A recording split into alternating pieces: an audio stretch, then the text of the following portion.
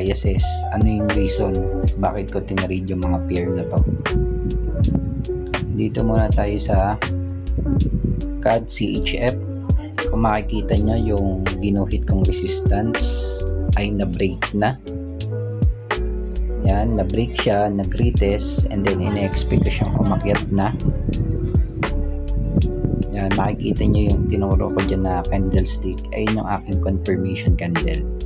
Ito yung mga reason bakit ko siya tinrade. Yung EMA below the price, bullish engulfing, tapos break and retest ang strategy, 1:2 risk reward ratio. So dito naman sa CAD JPY, same lang din yung approach. Yung EMA nasa ilalim ng price, bullish engulfing yung confirmation candle, na break yung resistance, nag-retest,